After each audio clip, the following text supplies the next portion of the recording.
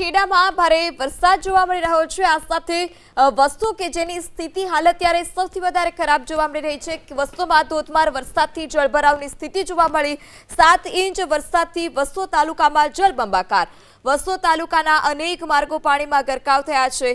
મલિયાતજ ગામ જવાનો માર્ગ પાણીમાં ગરકાવ। નીચાણવાળા વિસ્તાર હોવાને કારણે માર્ગ પર પાણી ભરાયા છે। 7 ઇંચ વરસાદથી વસ્તુમાં પશુધન હાલ અત્યારે મુશ્કેલીમાં મુકાયું છે। મકાનોમાં પાણી ભરાતા પશુઓને ખસેડી ન શકાય તેવી પણ સ્થિતિ સર્જાઈ।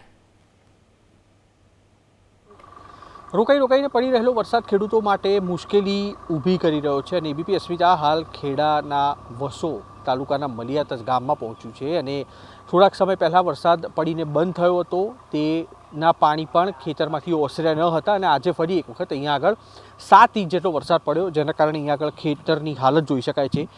ખેડૂતો પણ આપણી સાથે છે, તેમની સાથે પણ વાત કરશું, પણ અત્યારે આપણે દ્રશ્યો બતાવી છે જે ખેતર છે તે જ્યાં પણ નજર પહોંચે ત્યાં સુધી પાણીમાં ગરકાવ છે અને જે ખેડૂતો સાથે વાતચીત થઈ તે અનુસાર આ ડાંગરનો પાક અહીંયા આગળથી લેવાની કામગીરી કરવામાં આવેલી છે। વચ્ચોવચ્ચ તળાવડી આવેલી છે ને તે તળાવડી પણ ઓવરફ્લો થઈ છે જેના કારણે તેનું પાણી પણ આસપાસના જે ખેતરો છે તેમાં અત્યારે પહોંચી ગયા છે। લગભગ 15 દિવસનો સમય લાગી શકે છે અહીંયાના ખેડૂતોના જણાવ્યા પ્રમાણે આ પાણી છે તે ખેતરમાંથી ઓસરતા।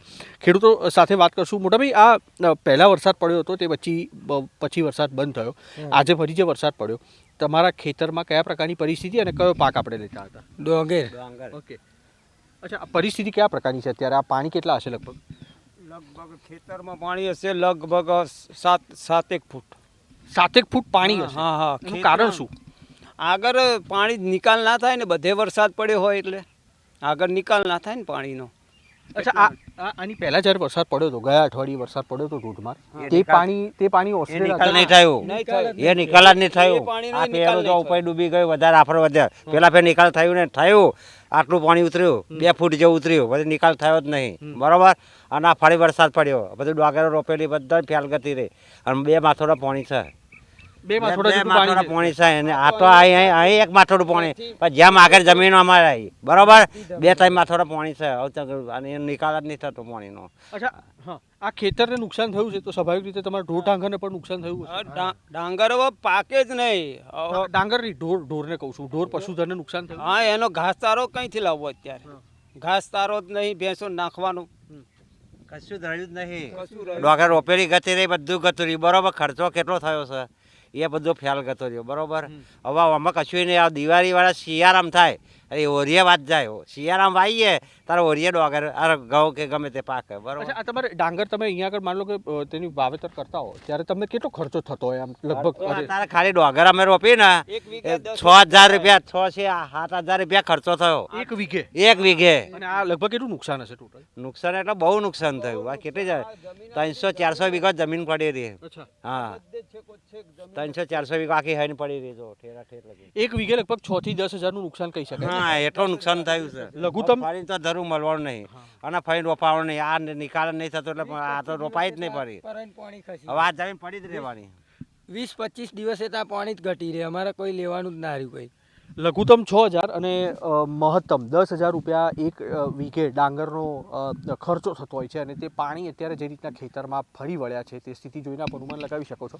આ તરફના પણ દ્રશ્યો આપણે બતાવીશું। આ જે ખેતરો છે તે પણ આખા પાણીમાં ગરકાવ અત્યારે જોવા મળી રહ્યા છે જેના કારણે ખેડૂતો પાસે અત્યારે રોડ ઉપર ઊભા રહીને તેમના ખેતરની સ્થિતિ જોયા સિવાય અન્ય કોઈ વિકલ્પ ન હોય તે પ્રકારની પરિસ્થિતિ સર્જાઈ છે। આગામી 3 દિવસ સુધી રાજ્યભરમાં ભારેથી અતિભારે વરસાદની આગાહી કરવામાં આવી છે અને તેવા સંજોગોમાં ખેડા અને આણંદમાં વહેલી સવારે 6 વાગ્યાથી લઈને બપોરના 2 વાગ્યા સુધી જે રીતના 7 ઇંચ જેટલો વરસાદ પડ્યો હતો તેને જોતા અલગ અલગ સ્થળો પર ખેતરોમાં અને મુખ્ય ગામમાં પ્રવેશવાના જે માર્ગો છે તે અત્યારે પાણીમાં ગરકાવ છે જેના કારણે રહીશો ત્રસ્ત છે અને તેની સાથે ખાસ તો ખેડૂતોની પરિસ્થિતિ પણ કપરી બનતી જાય છે। કેમેરામેન કુનાલ પાવસા સાથે કુશાંગ સોની, એબીપી અસ્મિતા, ખેડા।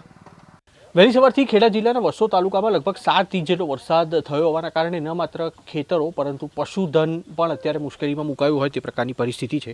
વસો તાલુકાના આસપાસના ગ્રામ્ય વિસ્તારો આપ જોઈ શકો છો। મલિયાતજ ગામ અહીંયા આગળ આવેલું છે અને ઢોરને પૂડવાનો જે વાડો છે તે આખો પાણીમાં ગરકાવ છે જેના કારણે પશુઓ અત્યારે વરસાદી પાણીમાં બાંધી રાખવા પડે તે પ્રકારની સ્થિતિ છે. ઘાસચારો છે તેને પણ વ્યાપક નુકસાન અત્યારે જોવા મળી રહ્યું છે.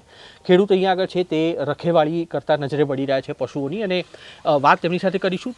તેમની પાસેથી જાણીશું કે આ કેટલા દિવસે આ પરિસ્થિતિ છે તેમાં સુધાર આવશે અને પશુઓની બીમાર થવાની જે સ્થિતિ છે તેમાં કોઈ ચિંતાજનક બાબત છે કે કેમ. અચ્છા, આ ઢોર પશુવાળો અહીંયા આગળ છે, આ પશુઓ અત્યારે વરસાદી પાણીમાં છે, બીમાર થવાની શક્યતાઓ ખરી આના કારણે? તો સાહેબ બીમાર તો થઈ જ જાય ને, કારણ કે પાણી રે ખાવાનું મળે ને, ભેંસોને નીરવાની જગ્યા ત્યાં પણ પાણી છે, અને અહીંયા લગભગ વરસાદ બંધ થાય તો આ પાણી ઉતરતા 2-4 દિવસ તો લાગે છે અહીંયા જ તે. અને ખસેડશો કે અહીંયા આગળ જ રાખી મૂકશો? બીજે જગ્યા જ નહીં, બધે જ પાણી છે તો ખસેડીએ કંઈ.